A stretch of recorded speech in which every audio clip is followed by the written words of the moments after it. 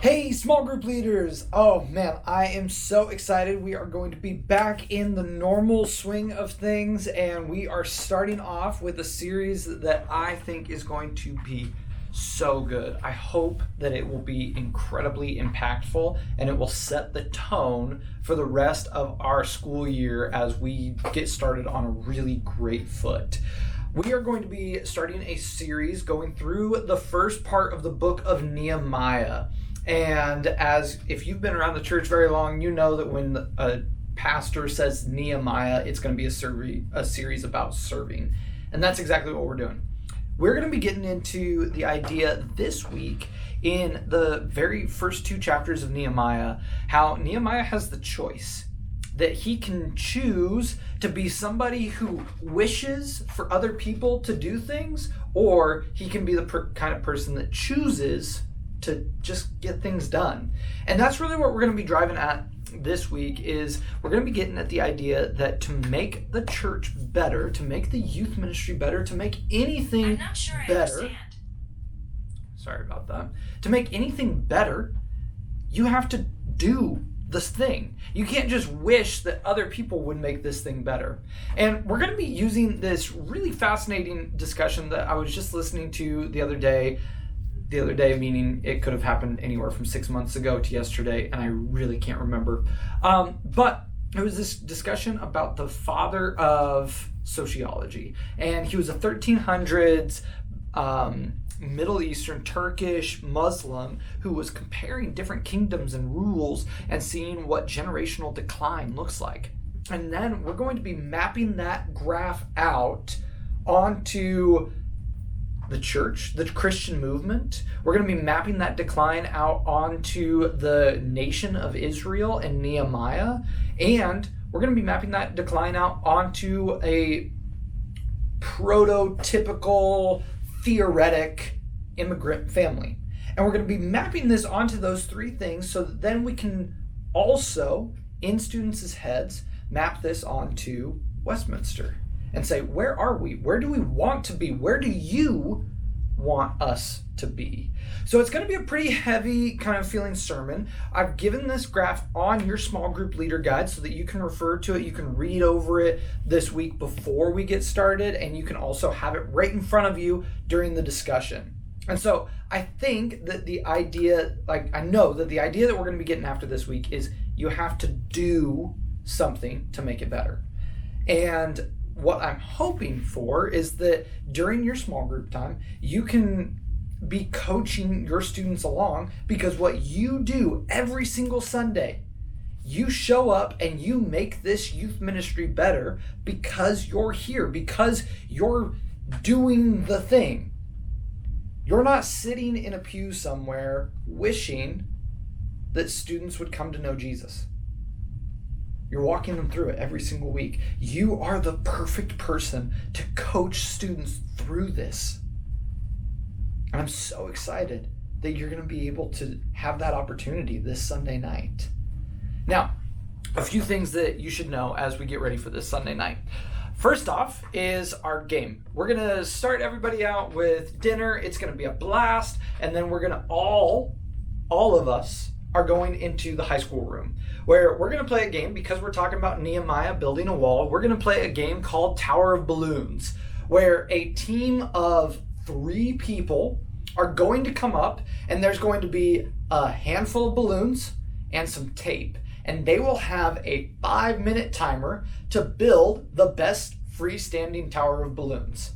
Since we're talking about Nehemiah building a wall, I think that it's a game that will tie in really conveniently. After that, we're going to do worship. We're going to do that all together. This whole series we are going to do for both middle school and high school combined.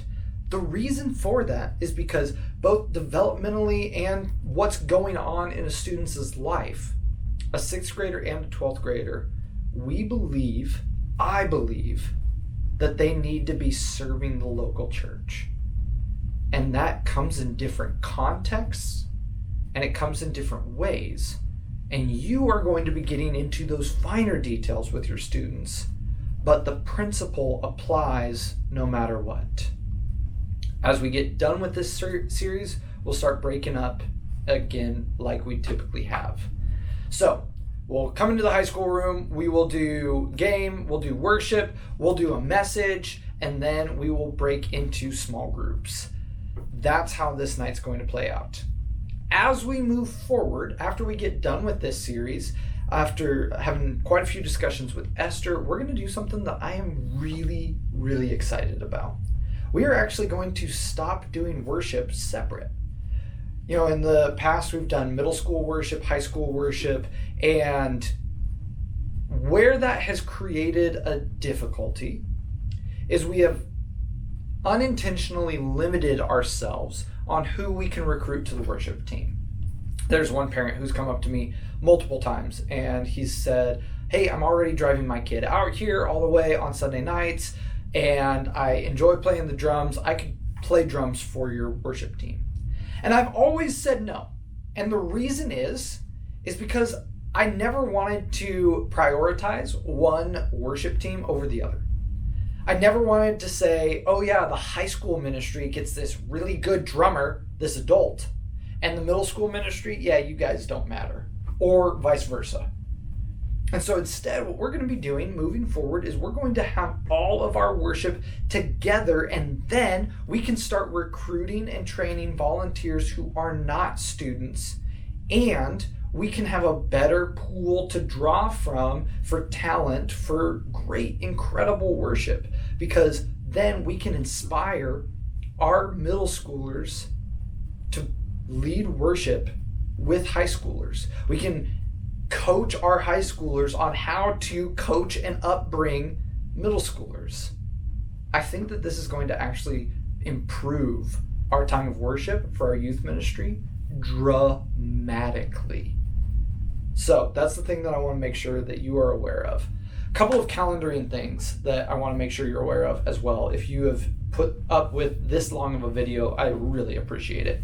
First off, this Friday from 7 to 8:30 p.m., we are going to be having a volunteer training. If you cannot make it in person, that's totally fine. This is a mandatory training. We're going to be getting into the really boring but vitally important stuff. It's kind of boring. We're going to be getting into sexual abuse and awareness training, and we are going to be refreshing and going over our policies and procedures for serving in the youth ministry. These are really necessary, important stuff. We're actually even changing our sexual abuse and awareness training, and that will be something that we'll introduce in that evening. So if you cannot make it, please just let me know. I'll email you the recordings of everything, so that way you can watch those at your leisure and get that stuff done that will be required. That's happening on Friday. The next big event that we are doing is October 30th. We are actually going to go run off to Bob's Corn. We're going to leave a little bit earlier on that night. It's a Sunday night, but we're going to do a nighttime corn maze, and we're going to stop halfway through where they've got these big fire pits, and we're going to grill some hot dogs and hang out, and it's going to be a blast. And then we'll finish the corn maze and have a great time, and I hope that you can make it. That's the night before Halloween, so it should be a ton of fun. After that, the next big event is going to happen in December. We'll do a Christmas event. There's Pilgrim Games in November, which is a blast. I've learned my lesson about turkey bowling. We'll still do turkey bowling. Rest assured, we will not have grease anywhere. Winter camp is coming up in January, and what happened just today, I want to make sure that you're aware of this, is we just got dates, and they're not set in stone yet, but we are going to be taking our students on an international missions trip for just high school, and that's going to happen June 30th through July 9. So if you are interested in going to Guatemala for 10 days, let me know. We're going to be looking for adult volunteers to be going on that as well. And then October 5th, man, we find out when summer camp is, and we are really looking down the pipe and trying to keep everything as planned out as possible. So all of this to say, guys, thank you for bearing with me through a long video. I love getting to serve with you. I love what we get to do by investing in middle school students and high school students and showing them what the kingdom of God is like and what life with Jesus can be. When Jesus says, I've come to give you life and give it in the full, we are walking students into that and saying, this is what life in the full is like. And guys, I love what we get to do. I'm so glad I get to do this with you. I love serving alongside you. And I can't wait to serve with you this Sunday night.